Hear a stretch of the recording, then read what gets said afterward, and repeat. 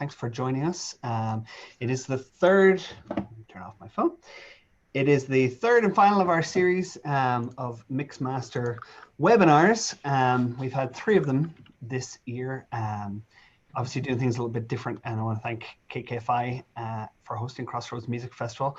we're gonna do some more introductions here, but although we are meeting virtually, we are currently, I think we're all in either Kansas City or Lawrence, and I wanted to begin by acknowledging that we're on the traditional ancestral lands of the Kaw or Kansa and Osage people. I want to acknowledge their unique culture and heritage as the indigenous people of this land, as well as pay respect to the elders, both past and present. So that is a little land acknowledgement. We could talk a little bit about more of that.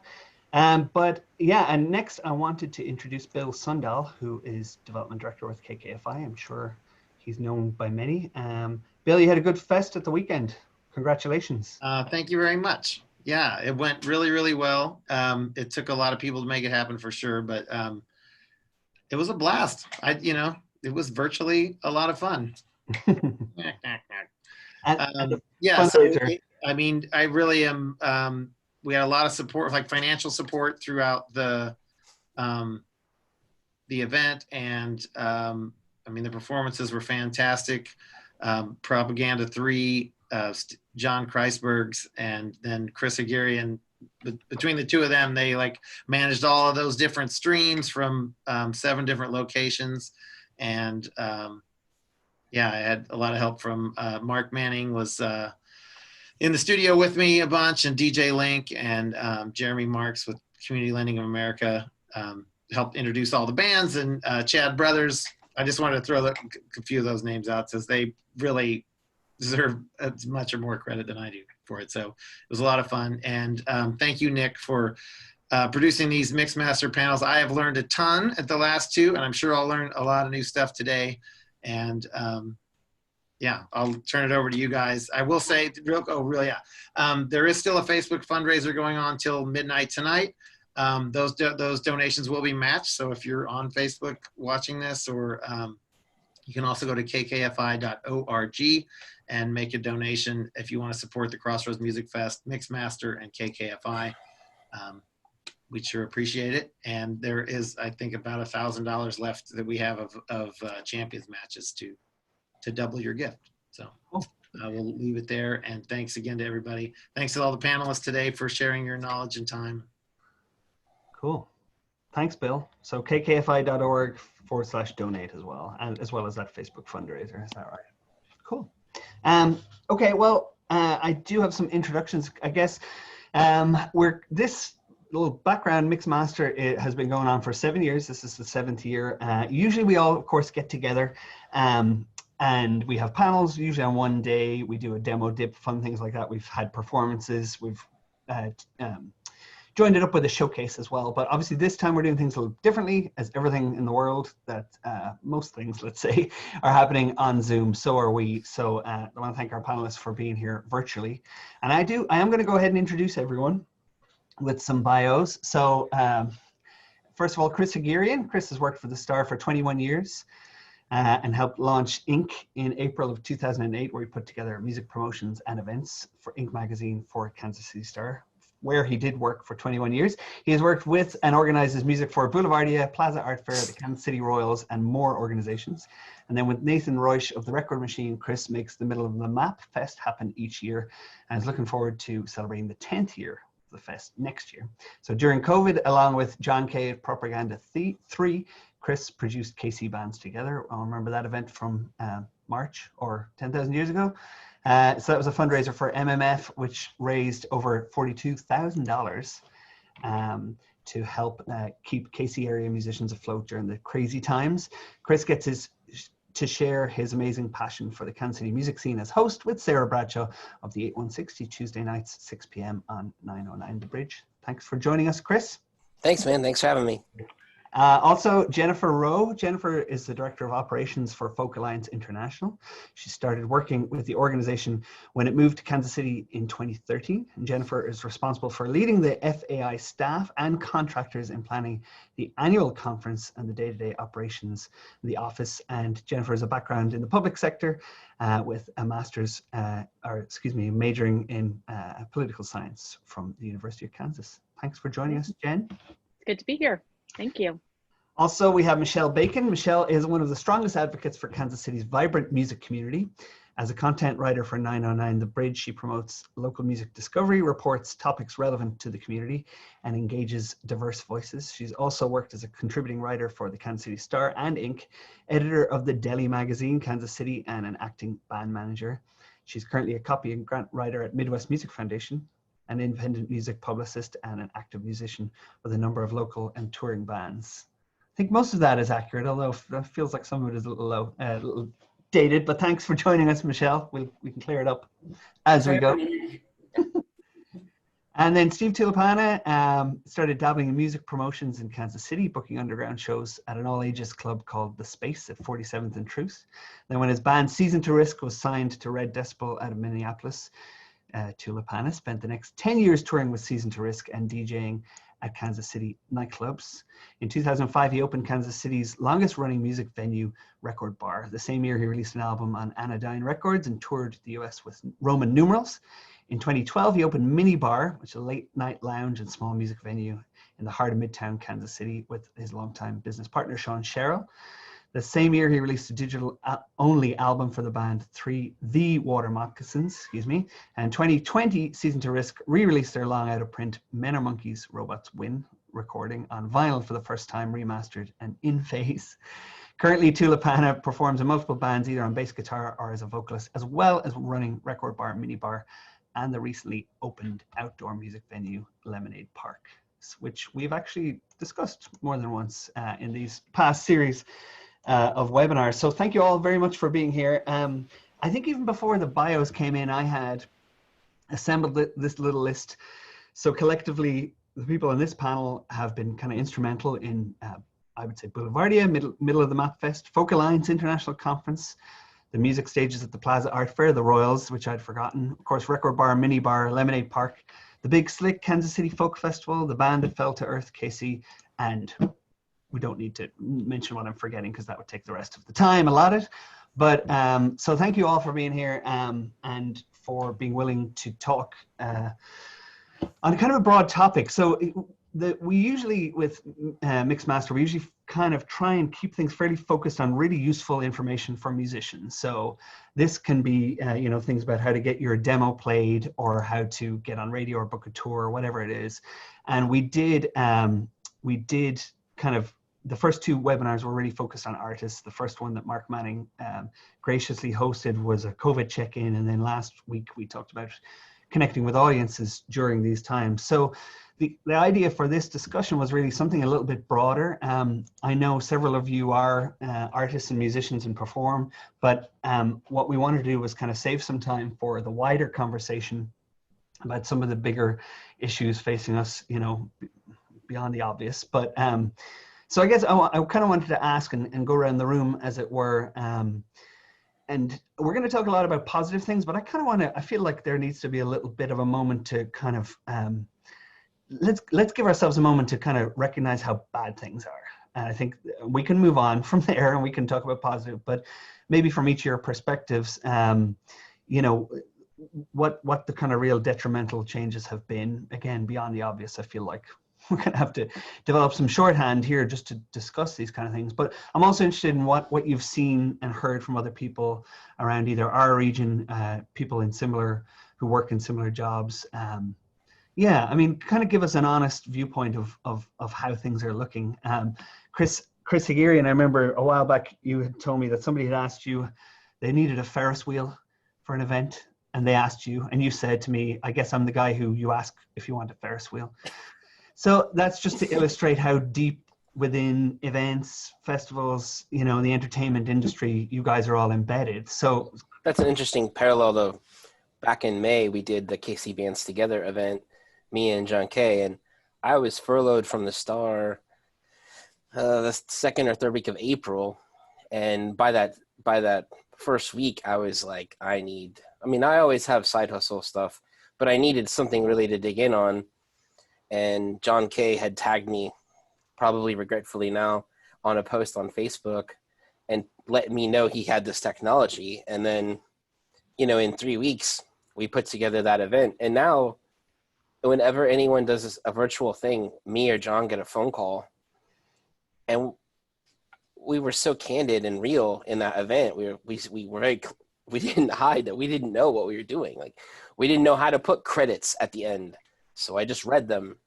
And we ran long each night, but at the same time, we had a lot of great sponsors, community people who wanted to get involved. But that's how we got involved with CMF this past weekend. And we've talked to Apocalypse Meow, John's talked to them, and we talked to Thundergong. And then I talked to the Kansas City Area Development Council about their event. But that's cool because, if people liked what we did and it worked. Yeah. But I guess that's this year's Ferris wheel. Right, and you had made the point early on that when there was still a lot of question marks. I think there's less question marks, or at least the questions are different as we kind of emerge out of this. But you keep planning until until the call is made that an event isn't going to happen, and you obviously were planning. You're kind of planning forever planning, maybe all year round, right? That was the Boulevardia thing where, I don't remember when we sent all that out and made it public, but we knew a few minutes before that we were going to have to cancel, and it wasn't a surprise at that point. By that point, I think everything had fallen. It sucked being this last line of a gig to so many bands and letting them know, sorry man, this isn't going to happen. And of course, after 6 years of 90 to 105 degree weather and tsunami like rain, it was perfect weather that weekend. It was like that Friday night, it was like 77, and Saturday maybe it was like 84. And I think you've all either played or been at that festival, so the history of it. It's hot and rainy, but that's how it goes. Yeah, you've never had those temperatures, right? Yeah. Okay. Well, Jen, do you want to go next? I mean, Sure. Obviously, your organization has international connections as well, so I'm kind of interested to well, you are an international organization, but what have you heard, in other countries and on the international scene as it relates to us here in the Midwest?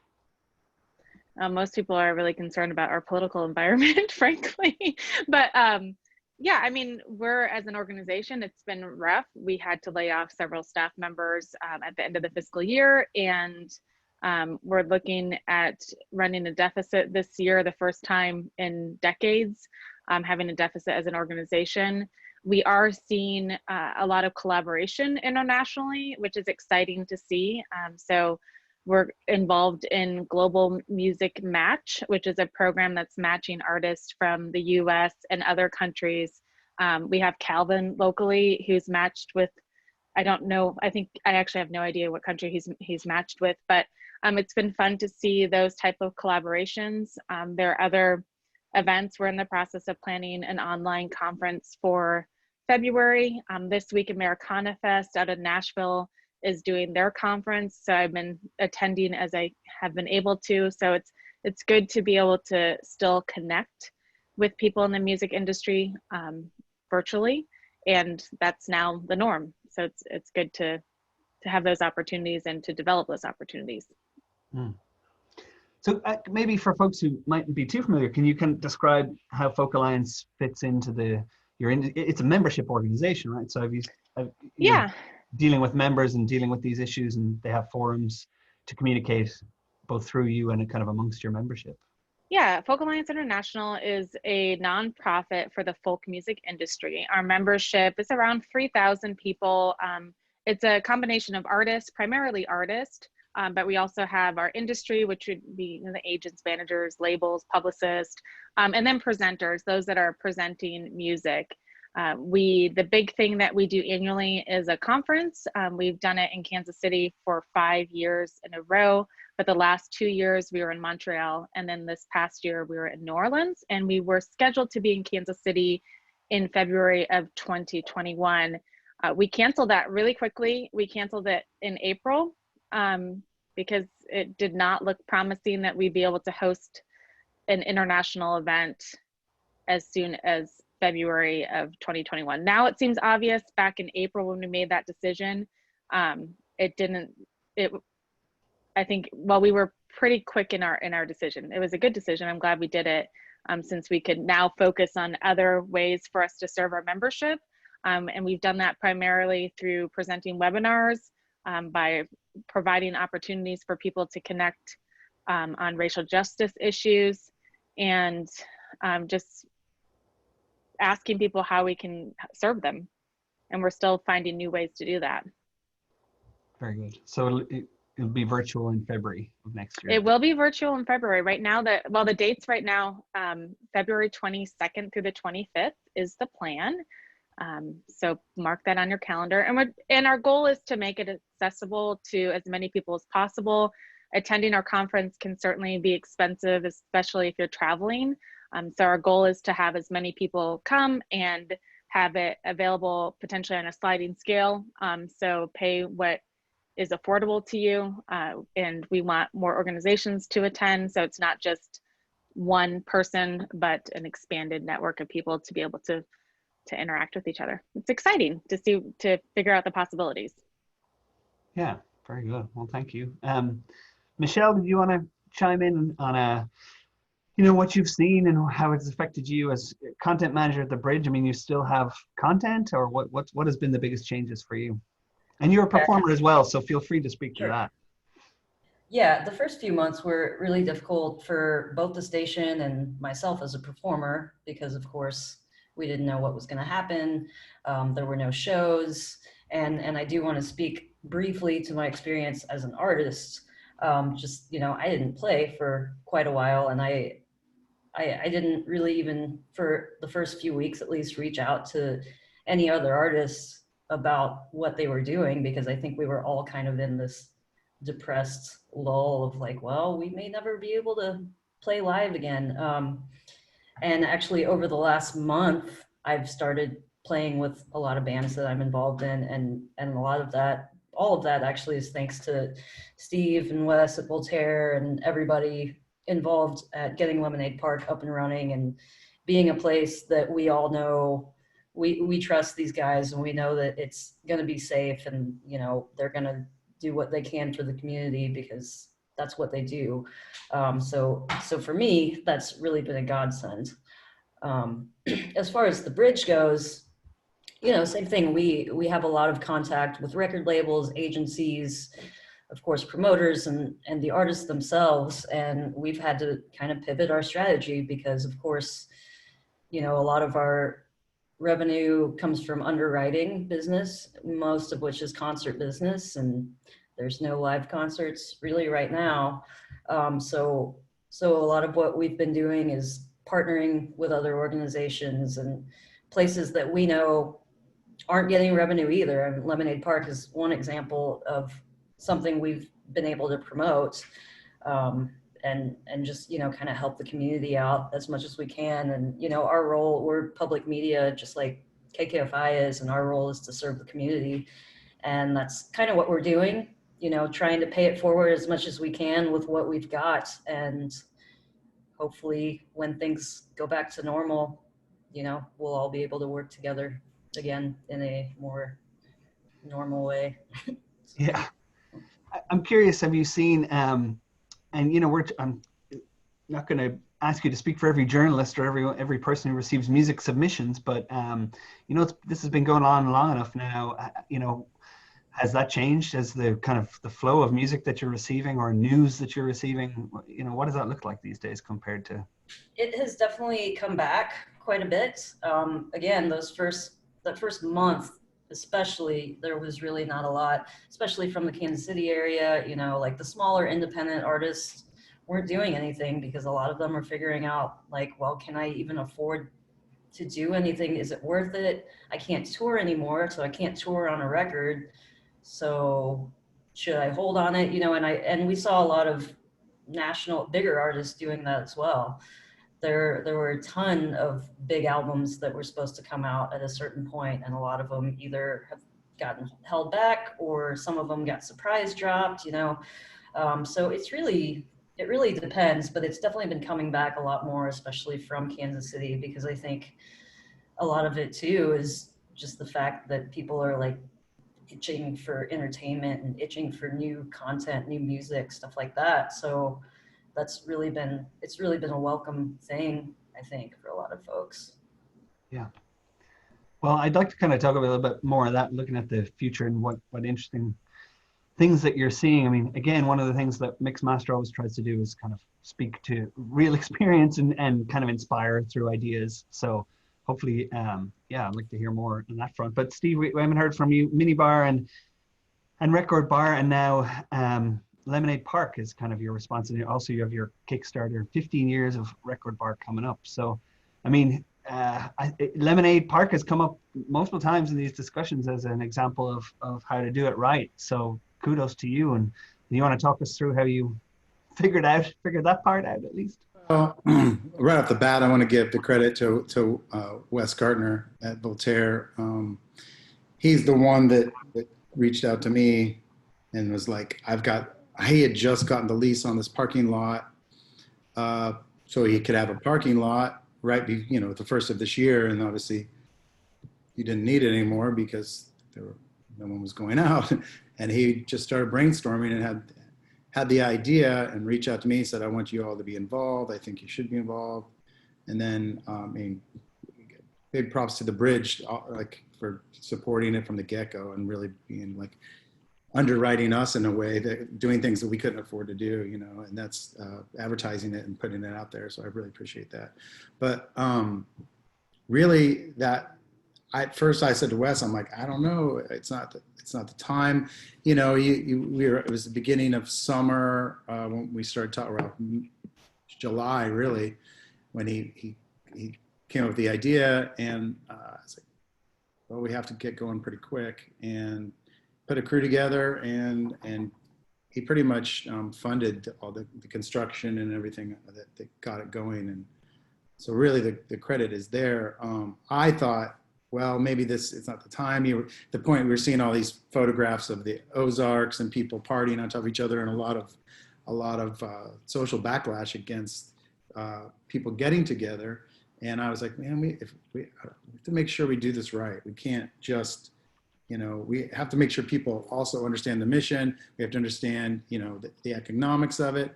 And the economics are, you know, break even, get some staff, some work, get some money into the band's hands, to musicians' hands, and, you know, keep our name out there and let people know that, you know, we're going to try not to go anywhere, because early on, you know, also we're seeing people just giving up. I mean, and I shouldn't say giving up. I mean, sometimes it's not just giving up. Sometimes it's just that there's not anything you can do. It's time to be smart about it economically, you know.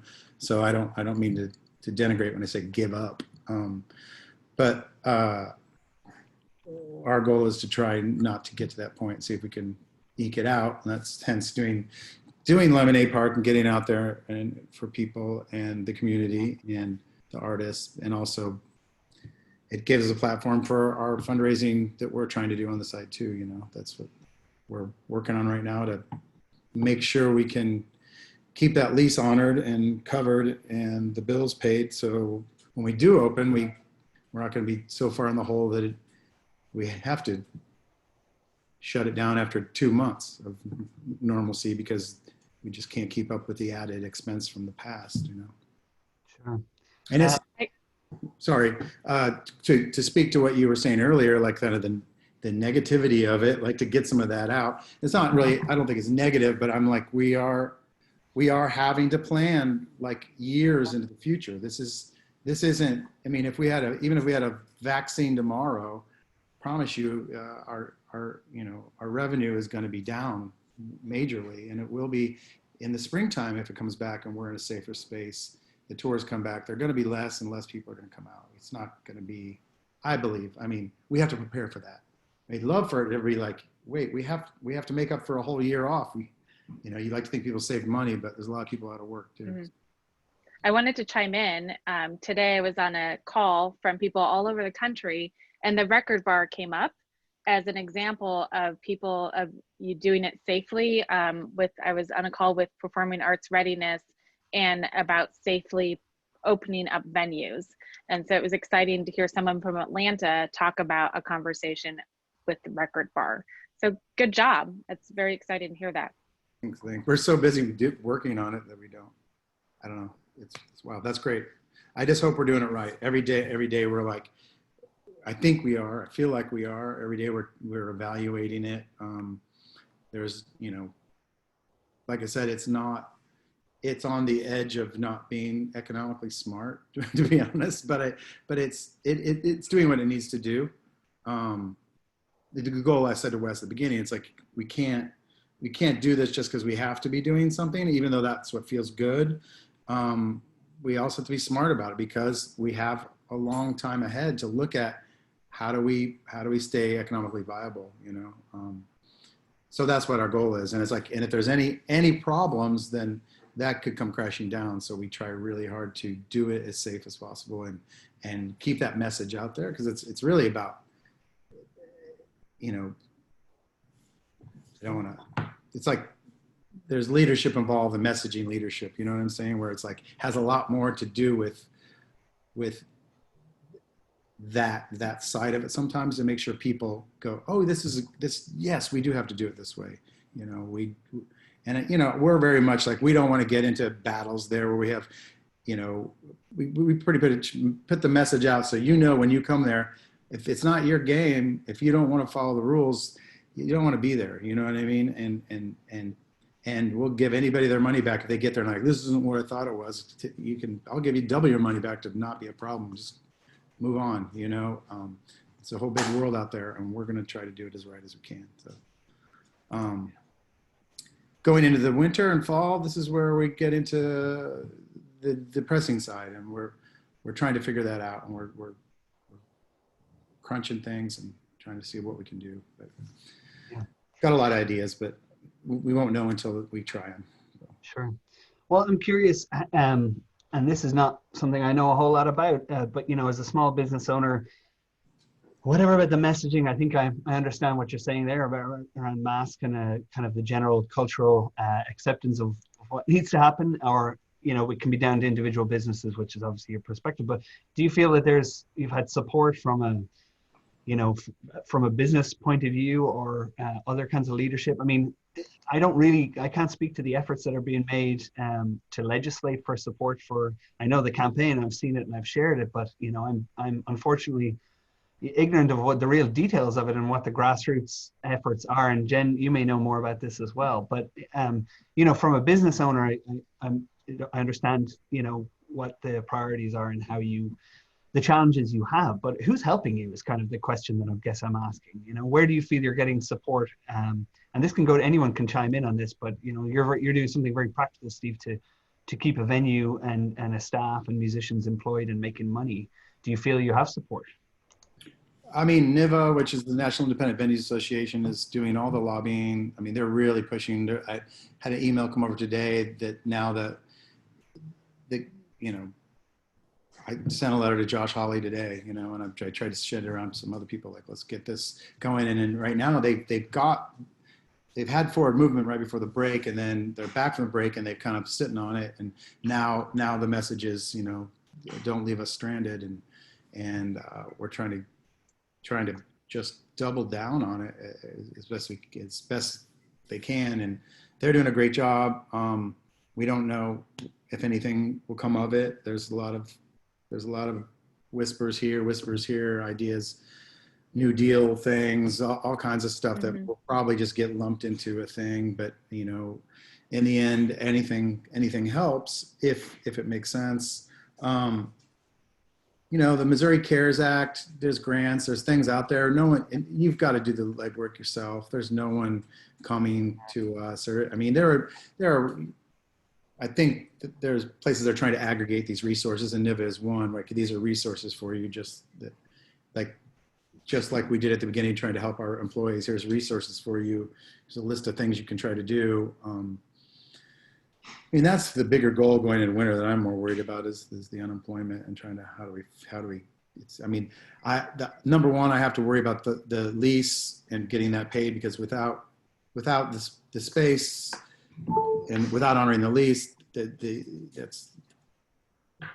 they can take all our stuff, basically, and so it's like, then we don't have anything. So that's really number one, but number two is the employees. I mean, I'd like to say number one is the employees, but if we don't keep the place, we don't have the place for them to come back to. Sure. Yeah.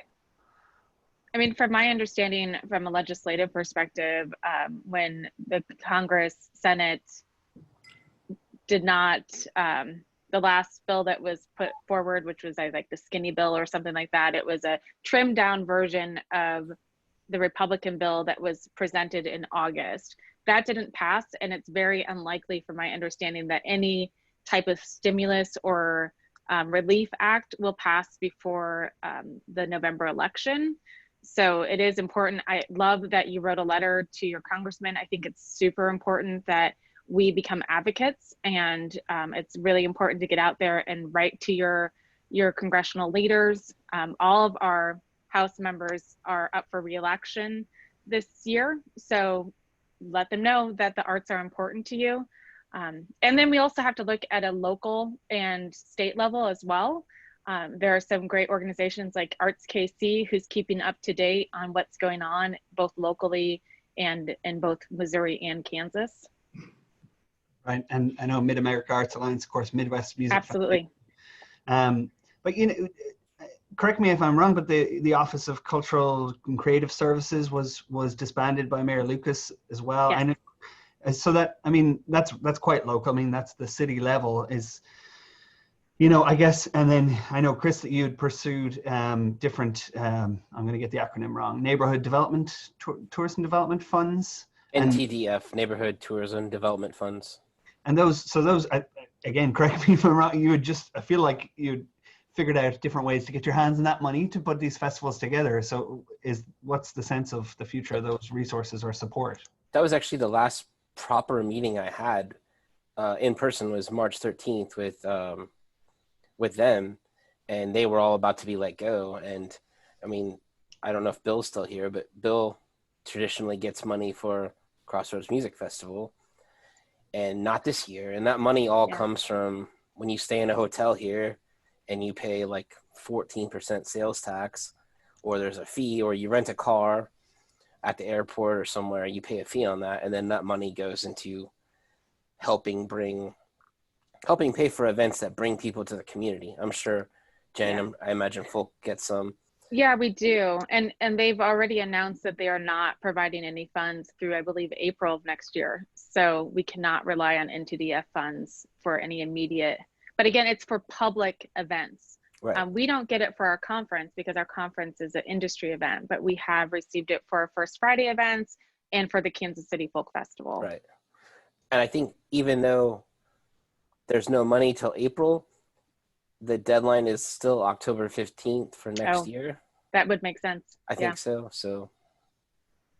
And they're pretty generous with their funding in general. I mean, it's definitely worth applying. It's a completely new system now that we no longer have the Office of Cultural Affairs, but it's the NTDF funding is still an option.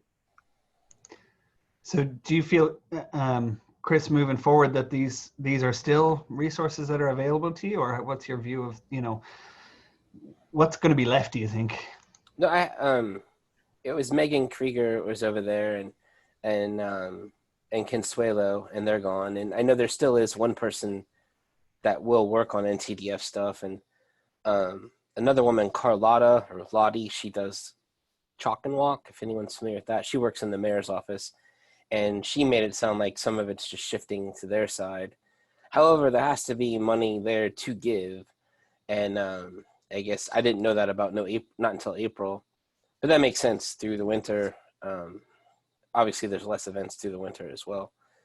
But come next spring and summer, I think that stuff will start to happen, and I think people will be beyond hungry for it, whether or not it's 100% safe or conducive, I can't imagine coming out and you said that to leave a little room for ranting, but it's going to be a bleak winter, folks. And coming out of it into the thaw of April, it's going to be crazy. I think that regardless of the election, it'll be crazy, and then people will be hungry to do anything outside. And that's what's great about what Steve's done. And I mean, another thing I'd really like to pivot on is what Quixotic is doing on the rooftop of the Westin. And it's such a beautiful space. The capacity during COVID is 150. But what else is cool is even non-COVID times, the capacity up there is only 250. And that's a roof familiar to anyone who's been to Folk Alliance who went outside to smoke, because that's where everyone goes outside to smoke during Folk. And it's a beautiful space. So those things, that'll never go away. And I hope Lemonade Park doesn't go away. And, if you were looking to invest in something, I'd buy some of those kerosene space heaters that people put outside at bars, because I think those are going to be fired up until Santa comes to keep people going to anything outside. Yeah. Well, and just to give ourselves a little bit more, and it's not so much ranting time, but what's interesting and what I feel like I don't have a full picture of, which I feel I should, is who all is really affected by this. I mean, that's why I think if you look at something like one of the festivals, say, Chris, that you're involved in organizing, the different stakeholders that you have, I don't know that everyone has a full grasp of that, that there are those neighborhood development funds available, but then just, who your private partners, I mean, who are the people who make events and festivals happening, and, what are they saying? Are you in touch with them? I remember at Folk 2 years ago when it was still here, there was a woman from Canada that led a really interesting conference in the big room, the room I still call the Al Gore room. And it was about like the dollar spent at a concert, how far it goes back. And I think we've learned that, I have a good relationship with Boulevard, and early on the money that came through Boulevard went down because no one was at bars buying beer. And then now it's to the farmer. Like, Steve's not open, so he's selling less food. He's not doing brunch and no food.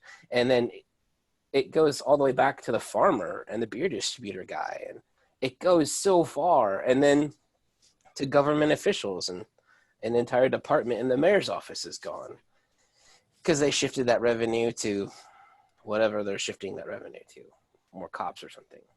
But it's the trickle, the ripple is so huge, it goes on for forever. And you could do the same for Broadway, like what's happened in New York. You cut down that entire industry, and then that ripples through the entire country of touring productions.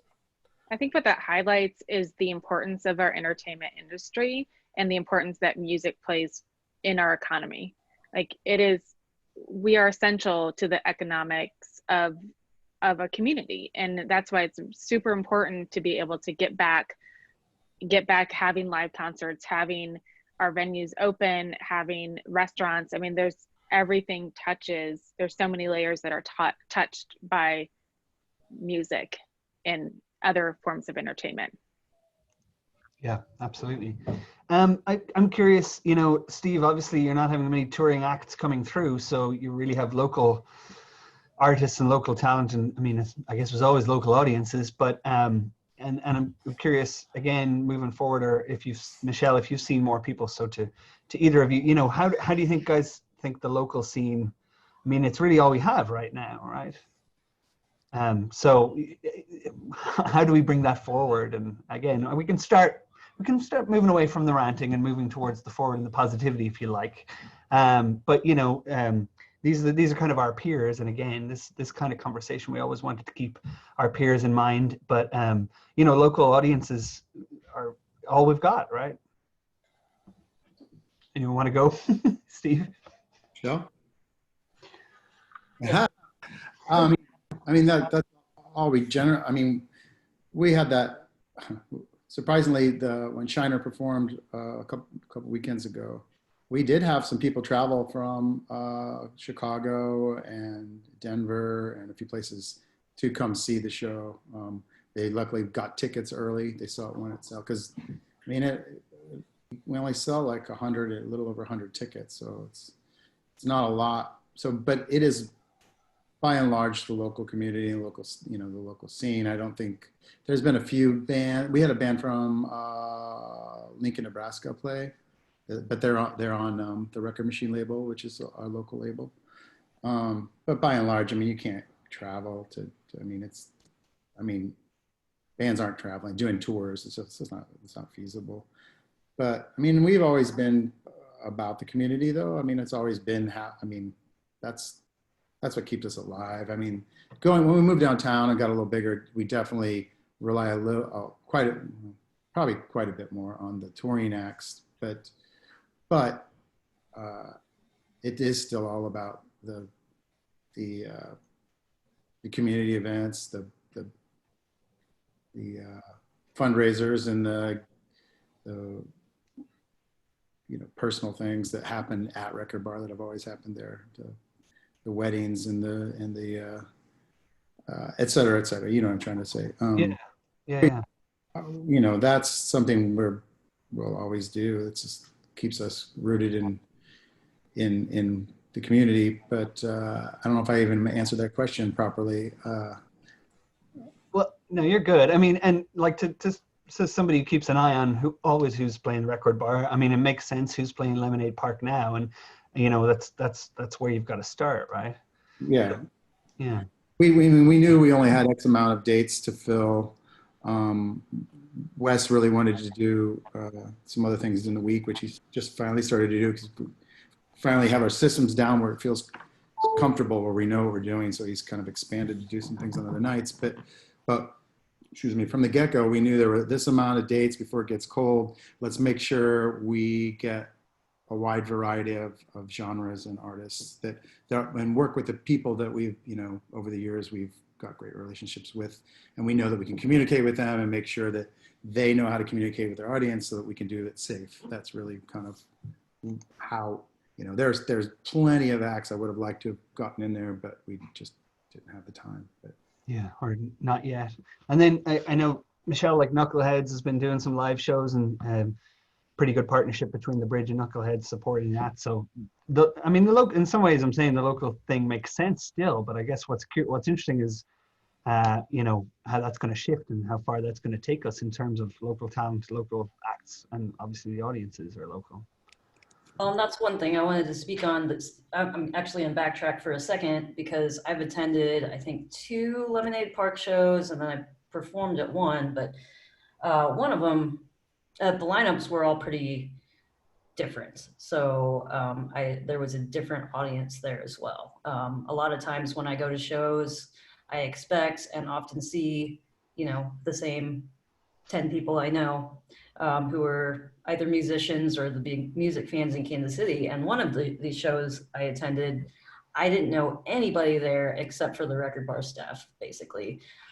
So I appreciate that they're bringing lineups of all kinds of different musical varieties and, showcasing that to audiences that may not know that they exist. And then also on the media side of things, the Bridge and of course KKFI, they're both very focused on local artists, and that's been a part of the Bridge's mission, well, KKFI's as well, but it's been a part of our missions since we started, and that's a thing that we're always looking at no matter what's going on, just more community outreach. And obviously we can't hold shows right now, so it makes it a little harder to team up with people, but again, just talking about those things that are happening, whether we have underwriting on it or not, it's just like, we want to get people to go out to those shows. And we also want people to know, like, these people are being responsible. You're going to feel safe. If you're performing, you're going to feel comfortable inviting your parents to the show. That's kind of that's how I measure things. Cause I'm still pretty isolated. So if I would feel comfortable inviting my parents to the show, then it's probably okay. And for so long, people wanted shows to start early, to end early, and to have a seat. So you're in luck. You can get there early, be home early, and have a chair the whole night at Lemonade Park. It's true. Well, that sounds pretty good. Throw in Yeah. a slice of pizza and I'm there now. I mean, so I think, we can all agree like the local scene is pretty strong. And Jen, I mean, like a strong local scene was a reason why Folk Alliance decided to kind of put down more roots in Kansas City. Is that fair? You have the better context there, but I know things like the folk festival, which was not really something that you guys had run before, or correct me there, but you obviously felt there was a strong local music scene in Kansas City, and it was an asset to Folk Alliance. Is that fair? Definitely. On many levels, yes. There was great support in moving to Kansas City when we initially moved, and there was a lot of potential for membership in Kansas City, but we weren't tapping into that membership. So there were many artists in Kansas City that did not know about Folk Alliance, and so it was a new potential membership base, and that's happened. We have a lot of great artists that we would consider under the Folk Alliance banner. Yeah, what was your question? I mean, as it relates, if we're all looking more in local Yeah. artists are going to be, maybe so we're kind of trying to look into the future a little bit. Having local roots or having the roots here in Kansas City has kind of been part of your future for a while. So you see that as being a key element. Yeah, I mean, we'll be in Kansas City for a long time. And I think it's been good to see, at least from my perspective, the development of artists in Kansas City. I feel like it's gotten better every year. I'm sure that the rest of you have a more thorough opinion of that than I do. But it's, and artists that are hopefully, once the pandemic is over, are exportable and can tour outside of Kansas City. It's been awesome to see that. Yeah, that's cool. And I do appreciate, as being an artist who has attended the full conference, that's something that I think, and we try to do on a smaller level, and MixMaster is kind of bring people's minds around to that there are standards that you can, that you need to be able to have certain things in place to be able to tour and take it to the next. So I'm just curious, and this is not a real question here, but it feels like this is a time for, people to look to their peers locally and learn what they can do, so that when we do figure out how to open things back up and expand opportunities, that we have things like Folk Alliance and the networks that kind of creates. So I appreciate that. I want to open up to some questions. We have a couple that have come through. Again, one of the things about being virtual is, unfortunately, my favorite thing about being all in the same room is just the shared knowledge. So we were looking at 5 faces on screens here, but we have some people in the Zoom group and people watching on Facebook. So Fali Afani posted a question here, which I want to put to the panel. So I'm just going to read it verbatim. And Fali, if you don't know, is I Heart Local Music here in Lawrence. And this is referencing a Washington Post piece, which you guys might have seen. So in Lawrence, we have a popular diner, the Ladybird Diner, who decided it made more sense to feed hungry people than reopen the diner. And the story, it was in the Washington Post. So saw the Starlight do really well with their Raise Our Voices series. So are there plans for more public outreach / community assistance from venues and organizations until everyone can fully reopen? So are there plans for more public outreach and community assistance? Anyone want to take a stab at that? I just commented on there. I mean, in the Crossroads area, Corvino restaurant, which has a lot of jazz duos and trios play, they opened a food kitchen. They created like a food kitchen for the musicians that played there to let them come in and grocery shop. Basically, I don't know if that's still going or not, but I remember seeing different jazz musicians talking about how they were eating great after they got to dive into that kitchen, because that's probably pretty good stuff. And I know just down the block from them, not music related, but at the Rieger, Howard Hanna, they were doing like 400 meals a day, but they lost their main financial backer. And so I think they pivoting from having become a food kitchen basically to reopening, and there's some tents in the parking lot and tables and chairs outside. But that went on for, I don't know, 4.5, 5 months. But I can't think of anything else directly artist related other than what MMF's been doing, giving out lots of grants. At the beginning, we just donated all our food to our employees and kind of divvied everything that we had stock-wise up, and that's pretty much what it is. We're sitting on when we reopen, it's going to be like we're going to have to come up with I don't know. Here we go. It's going to be like a reopening from the get-go. There's going to be a lot of reinvestment that we have to do, but I'm open to any ideas for the space. It's hard to think of community outreach ideas when you're also just trying to take care of your people close at home. I don't know, open to any ideas. And this kind of came up last week. I mean, when we were talking about live streams, and in terms of ways for individual artists to connect with audiences, like fundraisers, Victor and Penny, that they did that huge one, which raised a fantastic amount of money. And I guess maybe there's a parallel here. I don't know what kind of circumstances would, push you to completely change the model, the type of business that you are and the function that you serve in the community. But from an artist's point of view, when we talked about playing shows and live streaming, well, I know it was Aaron from Victor and Penny who mentioned that they just felt like they wanted to do something, and kind of their own art or their own way of connecting was kind of, they felt it was more important to do something wider for the community. So, but I mean, I think it's really interesting, especially as the idea of reopening. What Ladybird Diner have done is pretty unique. So I don't know if anyone has any other examples. I mean, venues offering their stages for live streams, I guess we've seen quite a bit of that. I don't know if that's kind of along the lines, but. I was in a conversation today, and one thing that came up is the alternative use of space for our venues. There are some places that are schools are going into that because schools have to have social distancing protocols. That also means that a venue needs to be accessible. So when we're looking at the future, how do we make sure that our spaces are set up so that if something else happens in the future, hopefully not another pandemic, but that we're able to potentially be an alternative space, and to have plans in place. One thing that Folk Alliance is super excited about, and it's still being worked out.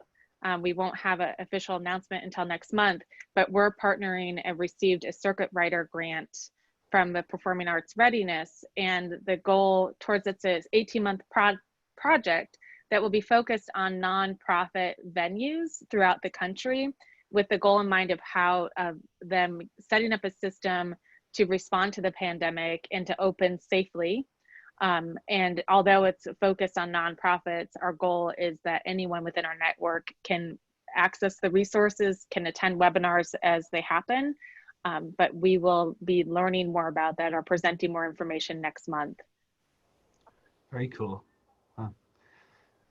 Is there a distinction there between nonprofit and for-profits, just for clarity? Well, the distinction is because that's where the funding comes from, and the funding specifically states that it has to be for a nonprofit, but they have this program in other areas throughout the country. And an example was given today that they hosted a webinar and 60% were nonprofits and 40% were for-profit venues. So we will make as many opportunities as possible for this to be available to everybody. Maybe some of the more targeted individual responses or working with companies will most likely be nonprofits, but the general information will be available to all. Okay. Wow, that's cool. I like that. Steve, can you see the chat box that Patrick from Centercut has a question in there for you? I have to, for some reason let me see. And I can read it out because, well, I guess folks in the stream won't. Well, yeah, but this is kind of right on track here. Yeah, so Patrick has a question. He's talking to his son's doctor about the risks of return to in-person classes. He says there are about 50 different schools doing 50 different things. Sounds kind of familiar. And we won't know what works until it works. To Steve's point about you won't know until you try it. So what is the model any of you could see working for having limited indoor events? That's what we're crunching right now. We did have a private party in there a couple weeks ago it was 35 people. And they just kind of rented the space. It was family members they were masked, and they kind of had their little pods, how they set up. And we just, they had a band and played for like 30 minutes. We made them some pizzas, and it went well. And the staff that I had was very limited. They all felt safe, felt like it went well. There's been no issues from it. So we're going, well, can we do that? Do we feel comfortable? It's really, do we feel comfortable? I mean, by the rules, we could have like over 100 people in there. I don't think we're going to do that. We're just not going to do it. But as it gets closer to winter, you know, I have a couple events, streaming events set up in there in November that won't have audiences. And then we're kind of thinking, well, we might have to try one or two and see how it goes. But it's hard. It's so hard watching the news and watching things every day to really know, to pull the trigger on it, I guess. Yeah. That's all I can see is like for a while, higher tickets and just super limited audiences that you trust and you can control and track as almost like an experiment, you know, and if things go in the right direction, build it up. If you have one little issue, you just shut it down. I mean, that's all you can do, you know? I mean, technically we could have been open all summer as a bar, and we just didn't feel like it was the right thing to do. So I was just going to say, I know that the city of Austin issued a plan for their venues to open safely. Event Safety Alliance in May issued a paper on how to open up your spaces safely. Folk Alliance partnered with other conferences to do a webinar, which is available for free. If you go on our website under webinars, you can find information about that webinar and then a link to the document referenced in there. There are a lot of resources. It's still a lot of work, though, to be able to do all the things that are required to open safely, and then for our audiences to feel safe. I think that's going to be the next hurdle. Hopefully, I hope that they are careful. We've already installed the touchless kick doors, and we have touchless sinks on order, and so a lot of things that we're investing in, and we're really hoping the CARES grant comes through. It looks like it's gonna, but to help pay for that stuff. Because if it doesn't, I don't know who's gonna pay for it except for the credit card. But that's just where we're at. We have to move. I mean, we have to make the decisions and start planning, like, you know, and just see what happens. But we're gonna, as long as we can, we're gonna do it as limited and small and grow it. We're not just gonna, you know, just do a science experiment and pack it out and see what the science experiment, you know, it's just not going to happen. And that's mostly for indoor we're talking about here, obviously with outdoor Lemonade Park. I mean, do you want to get into a little of the details for anyone who hasn't been or doesn't know to Lemonade Park and outdoor, you know, what you've put in place, what are kind of the big takeaways from somebody who would be attending or from an artist to be performing? The artist space is separate from the audience space. There's a good 10 feet from the stage to the audience. The stage is 6 feet. There's plenty of space on either side for artists to spread out where they feel safe. The audience, it's 12,000 square feet, and we're only allowing about 120 people with staff and bands and stuff, maybe 130. So you're going from your typical 7 square feet a person to almost 100 square feet a person, you know.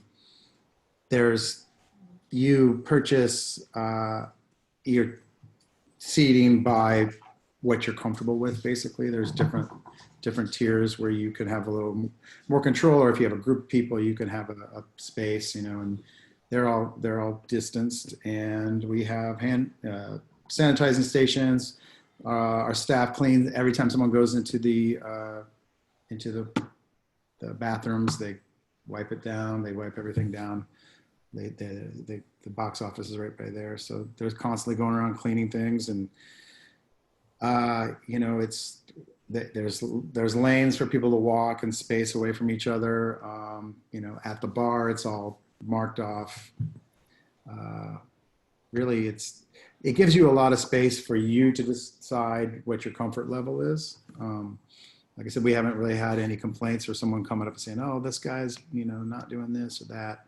We pretty much can see that because the way it's set up, you can visualize the whole, you can not visualize, you can actually have sight lines to the whole park. And anytime someone is being a little lax, we just give them a nice, you know, hey, when you get up and move around, you got to do this. Like, it's so far so good, you know. Everything, there's no cash, so everything is credit card, tickets, all cards. So we have ability to contact trace. We haven't had any reason to do that yet. Yeah, I don't know. It just is what it is. I think some people come in there and like, wow, you could put twice as many people, and we're not going to do it. So. In terms of, again, just staying in the outdoor, Chris, I mean, I guess you were moving Boulevard was one plan this year that didn't happen. I mean, how does all this affect your imagining future festivals, future outdoor festivals, or anything that involves large crowds? Or are you just trying not to imagine that right now? Well, there's a good and bad side to that. I mean, the bad side perhaps is, I think if you did a festival like Boulevard, or if Irish Fest wouldn't have pivoted, there still would have been people there. I mean, there would have been a lot of people there, I think. I think if there was a concert tonight at Sprint Center and its audience was more center or right of center than left of center, there'd be people there. Mm-hmm. Like if Smash Mouth was playing tonight at Sprint Center, there'd be 5,000 people there. And the same way that there was 17,000 people at the Chiefs game, and that AMC's sold out every night at 30 to 40% capacity. Like, people are looking for something to do. And because a pandemic has become political, there will be people there. And that's the hard part, is like, you know, that our friends and, we're all of us on this call have taken some sort of hit, I imagine, financially. I mean, I lost my job, and I mean, our musician friends are down on gigs, and I mean, Jen's half of her office is gone now, and those are all of our friends too. And but if you think that you could go throw a show and make money, but then are you doing the right thing? Do you want to be defiant or put people in harm's way, or be a headline in the Star? And there was a great example of that a couple weeks ago, when, if anyone's ever been to a show at Power and Light, you know that space, when the Lumineers or somebody like that play there, there's like 8,000 people. And on one night when probably one of our friends' bands was playing, there was 100 people there. And this article made it look like they were defiant to have 100 people play in a space that holds 8,000. Like, I don't know. I don't know about that. But yeah. There's a balance that has to be found, and was the scary thing about going into Lemonade Park, because I'm like, you have to look at it. Just seems so false to have to worry about optics, like instead of doing the right thing. But there is, I don't know. Sometimes I just want people to look for some of the good things. Sometimes it's always trying to make everything bad. But when I went to Lemonade Park, I was down there for that sold out Shiner show on that Friday. I felt beyond safe. Good. And it is, if it wasn't COVID times, easily you could throw 1,200 people in that space and rock out, and it'd be this concrete version of Crossroads or Stubbs, Kansas City Stubbs, if you've been to Austin to Stubbs. But it's not. It's 100 people, and it's so spread out. And of course, that was like a high school reunion night where a lot of people were familiar faces, but you couldn't see them because they were far away because it was distance. And, if you got up, you put your mask on. And I don't know if you're doing this for all those shows, but when you walk in, you get like a snack pack, and no snack packs at every show. But that's the kind of stuff that's been cool and been interesting to see how people adapt is things like that. And at that rooftop event for Quixotic, like on every table are bottles of hand sanitizer, and you have a host walk you to your table so you don't loiter. And some of that stuff is cool to stay beyond once we do get back to normal times. And then I think the other thing you'll see stay is streaming concerts. I would imagine that lots of concerts in 2021, 22 that happen at Record Bar will probably stream somewhere online with a Venmo tip jar. But yeah, we have a Rad Key stream coming up. It's at noon a week from this Saturday at the venue, and they're designing it for their UK crowd because they had to cancel their UK tour. And then there's a couple other things in the works, but as far as streaming goes, but I want to be positive about the streaming aspect getting added to it, to everybody's, to how we do things going future. But I also want to be a little precautious because I do think that if everybody's doing that, it's a lot. There's a lot of content out there, and it's a lot of, and then you have to think about, just burnout, I guess. So I'm not putting all my bags in that. I'm gonna be all my eggs. And you have to worry about licensing issues as well with streaming. Yeah. Yeah. But the one thing I like about that, and I didn't know that about Radkey, but noon or 1 o'clock, like that's awesome. It's at noon or 1 o'clock, and CMF started at 4 o'clock. And I remember when Nick shook me down to be part of this, and I was like, do it early in the day because people are home right now.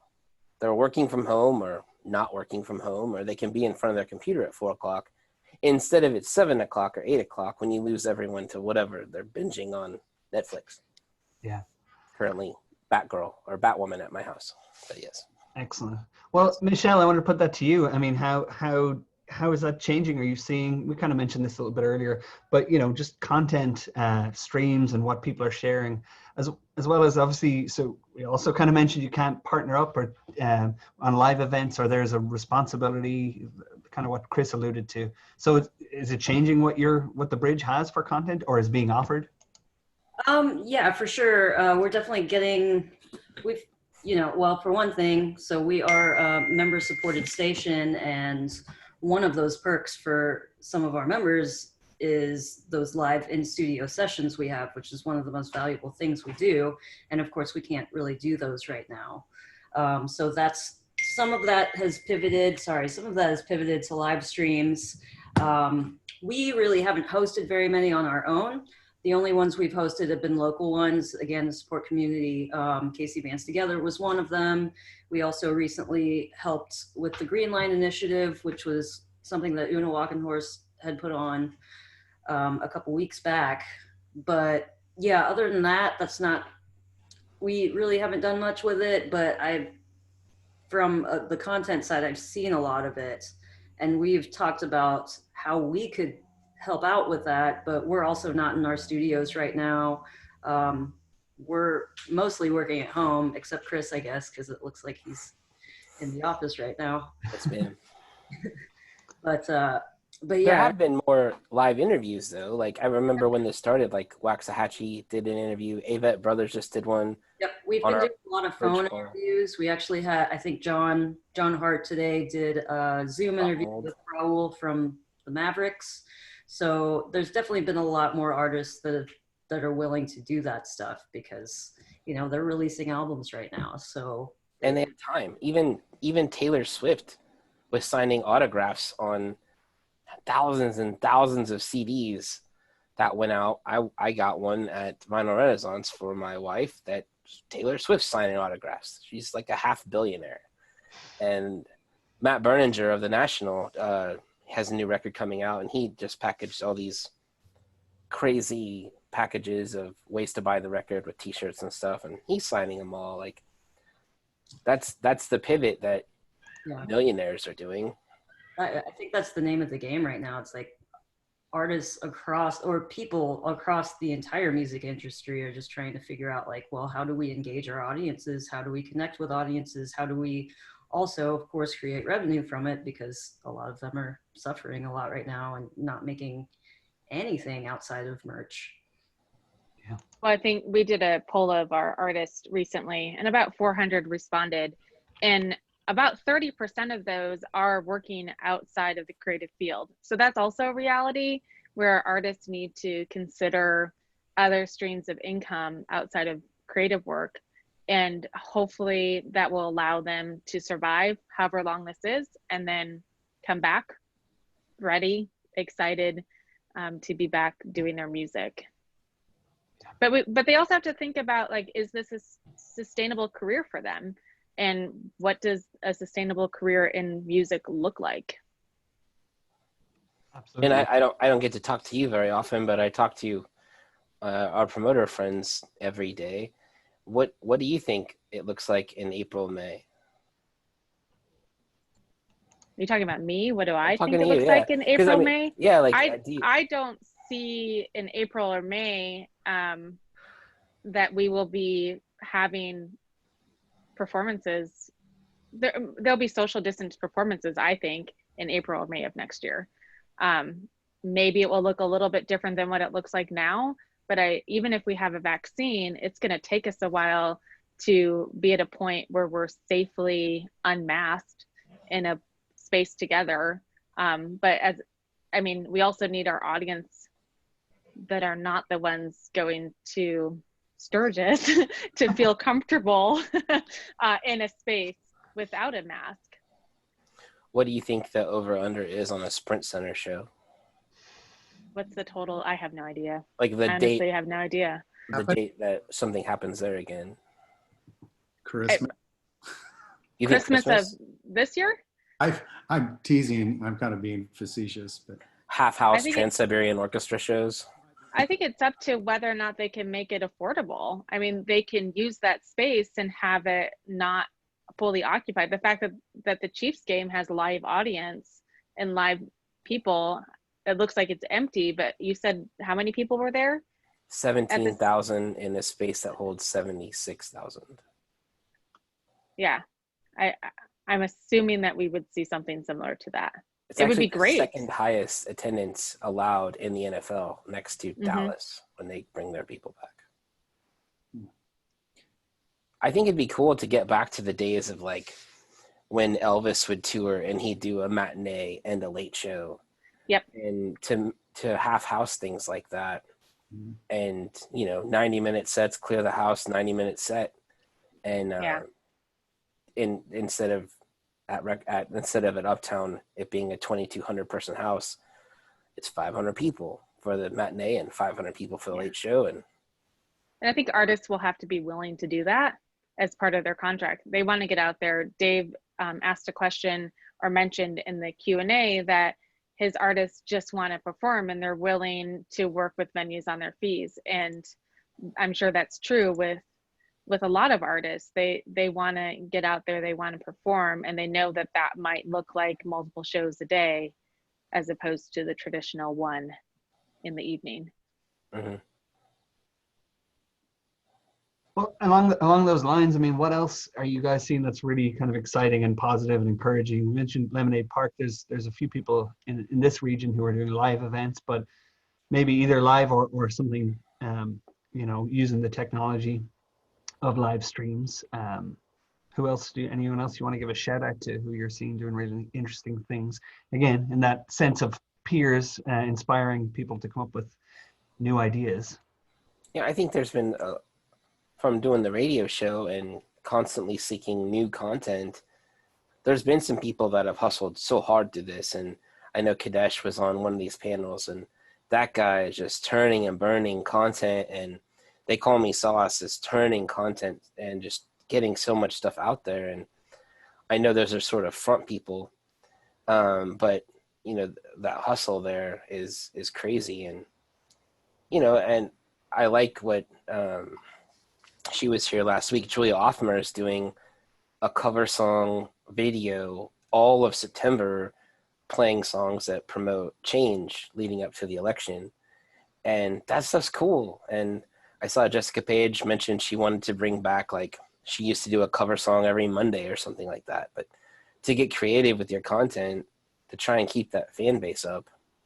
One thing, when you asked me to be on this panel, I must have come off a moment where this happened, but I was reading someone's Facebook info to learn about a band I didn't know much about. And in their profile, it said, and they're looking forward to releasing their new EP in 2017. Like, if any of that stuff exists after COVID, don't let that stuff go. Like, read your stuff for God's sake right now, and update your content. And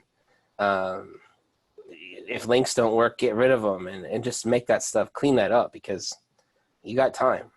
Yeah. You got time. Yeah. That was one joke, the COVID bio, you got to update it just for the last 5 months to make any kind of sense. And I think we'll probably be looking for those things be catching us, tripping us up, even when we're back to normal. I don't know why we keep saying back to normal. A couple of comments in here. Let's see. Dave Shaughnessy, who's with Uptown Artists Group and books Kansas City Irish Fest, says he's booking shows for March 2021. He can't comment right now, though, because he's off to buy all the outdoor space heaters. Well played. That is clever. Mark Manning, who's on also, the Ship's doing live alleyway shows. I think Jessica and Kadesh, actually, both those folks you mentioned are playing Friday. Is that right? So, and then, Patrick, Jennifer, you saw that link. So, and just remind me, what is that, the Event Safety Alliance? Is that, or is that something else? That one was the Austin reopening guide. I haven't looked at it in detail. I can find the link to our webinar. I'll put that in the chat box. Cool. Okay. And we can make sure to share it as a comment also on the many other places we're streaming. So we got a little bit of time left. I did want to end up on the positive.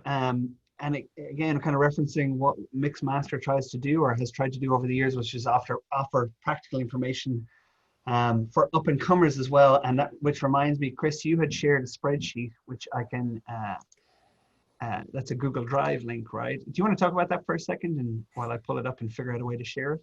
Well, I did a panel. It was at your place, Jen, the women in KC music. I'm sorry, I can't remember the exact phrasing of it.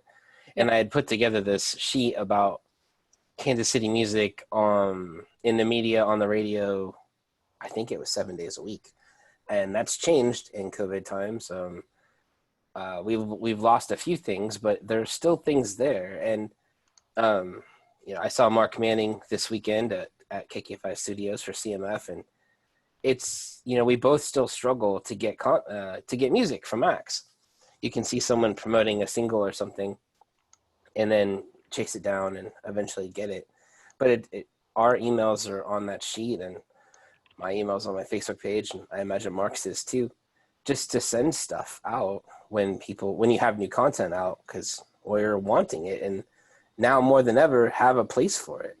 I'm doing a new music show on this coming Tuesday, and digging up stuff and trying to find enough stuff to fill.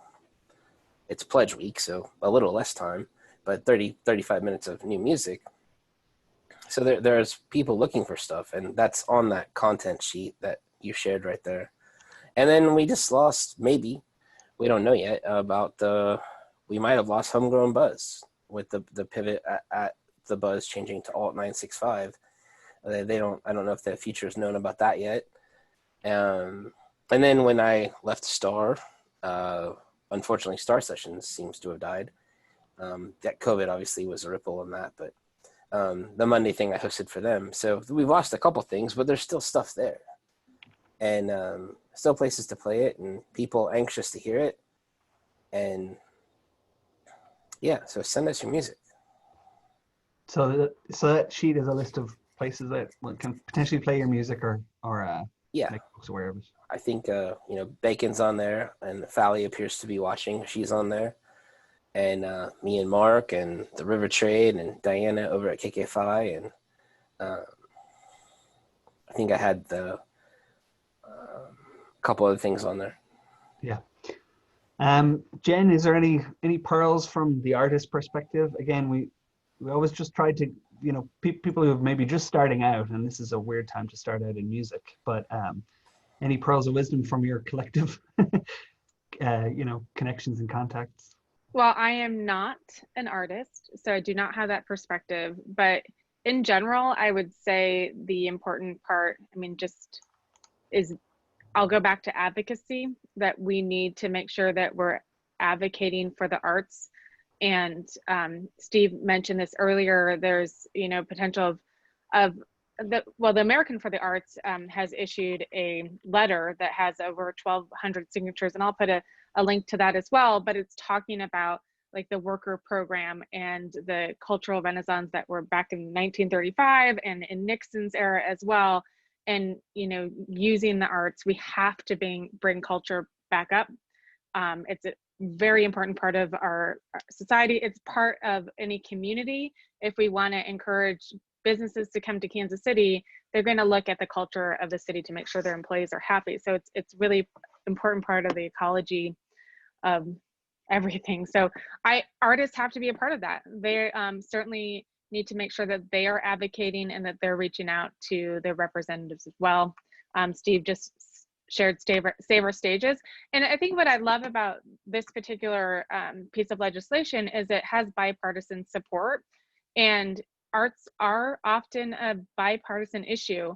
I think when you're talking to congressional members that may be on the right, they like to see the economic piece of it, and we can talk more about the economy and the importance of the arts and the economy.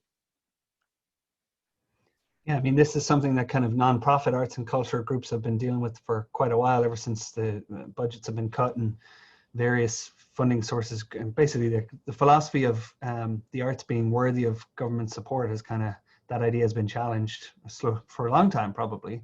And I think it is nice to see those resources kind of extending to what we would, I don't know if there is a distinction, maybe it'll matter much less moving forward, whether it's a for-profit, you know, a venue or a nonprofit venue. That kind of, I think some of the methods everyone's going to have to learn, right? So we're all going to be in the same boat a little bit more. Steve, I see Chris shared your Kickstarter, which we're happy to share as well. So Record Bar has 15 years. Between Record Bar and your own experience, would you give any other advice to artists right now? Oh, what about somebody trying to book a gig at Lemonade Park? I'm sure you get enough inquiries. 2021, so we're already booked up. You're right, booked. You know, I think we kind of covered everything. It's like Chris is saying, you got to keep creating, building content, keep rehearsing, keep practicing. Don't give up, you know. But also always be you. Try to be. To me, it's always about trying to be as expressive and honest as you can be. Not trying to follow trends or trying to follow things. That's kind of what I always listen for and look for. Like, what's the future? Try to be optimistic and not try to chase things. I had another thought, but now I've lost it. It escaped me. It's been a long day. It has. You had another one of these earlier this morning with Heartland Song Network as well, which is another resource that's just come up. Everyone wants to prick your brain right now. Michelle, so you're still receiving music submissions, and you're happy to do so? Oh yeah, absolutely, anytime. Yeah, and just to piggyback on what everybody else is saying, yes, content's very important. I know a lot of artists right now who are starting Patreons, things like that. Good for their existing fan base, of course, and good to also just keep growing a fan base when you can't do live shows. And another thing would just be something that I tell artists all the time: you have to ascribe value to yourself. And that involves getting, you know, updating your bio from 2017 and getting photos and whatever you can do in the socially distant world, of course, but, you know, and that also involves content, but it's all about, I think, kind of changing the conversation, especially for people who maybe don't realize how important entertainment it is. And I think right now people are finally starting to understand it because we don't have it, you know. So I think that's something essential for artists to do at any point in time, is to make sure you put value on yourself. And Yeah. Someone just sent me the record, so thanks for that. What, just right now? While they're on? Yeah, and one of the things we often do as part of the program is a demo dip, which we're not going to try and translate that to COVID Zoom times, but that was an opportunity to hear. It's kind of a format I've seen multiple places, but to hear feedback on your demo or your recording from a panel. But as you can see from Chris's list, there's plenty of people to send your music to, and who will listen. Yeah, unless anyone has any other thoughts. I mean, I think there's so much unknown. I appreciate what everyone is doing. It's hard to plan, as we said, but I think you guys all hit some key points there about the positivity and the importance of it, and supporting both the artists and the venues. So there's actually a list. I'm going to go back and make sure that all these comments are in as many of the Facebook feeds as I can find, the links, I mean, that have the comments. So we've got Americans for the Arts.org,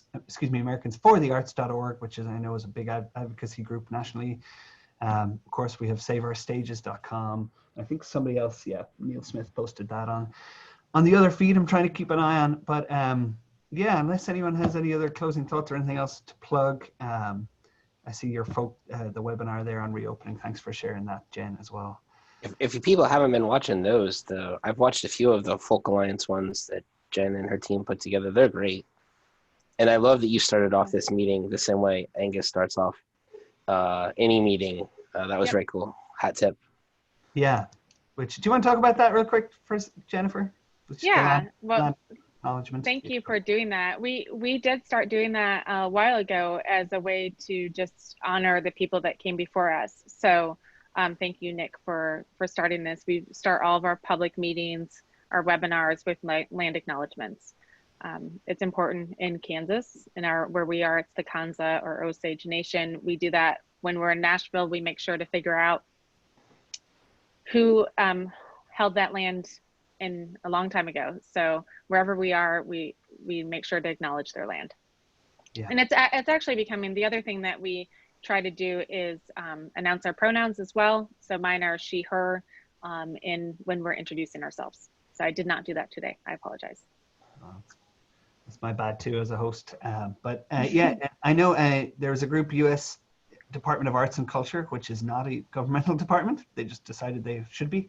That's the best resource, or one of the good resources I've seen if you want to learn more about land acknowledgement. And there's links to maps where you can actually learn a little bit more and find out the history of the indigenous cultures on the land wherever you are. I think it's global, actually. It's a very cool resource there. So yeah, I think we're a little over time. We started a little bit late. The only comment we haven't addressed here is that from Shako again, Dave Shaughnessy, venues are aware of this, but touring bands are more than willing to work with the venues on fees. That was put in there, so I wanted to make sure we got that covered. And the artists he represents just want to perform, which yeah, I think we can all kind of that resonates with all of us.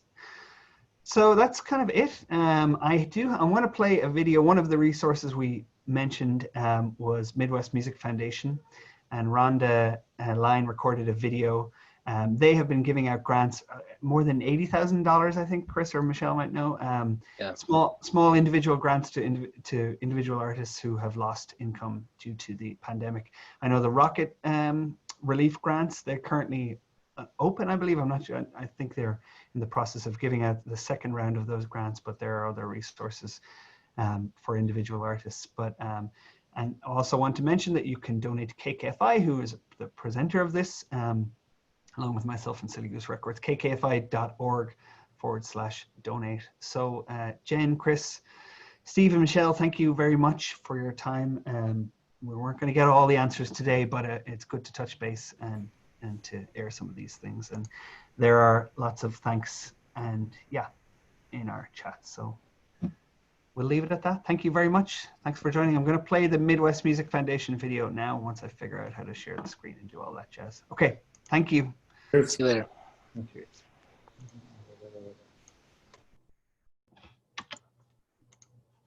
Hello, I'm Rhonda Lyne, Executive Director of the Midwest Music Foundation. We are a Kansas City-based nonprofit whose mission is to support our area musicians.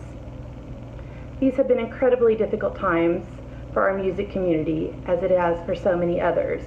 The music industry has been hit particularly hard by the COVID-19 pandemic, with many musicians and music industry workers out of work for several months.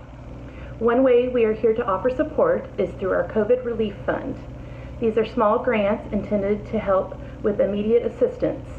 We have also guided musicians and music industry workers to other resources through our website, MidwestMusicFoundation.org.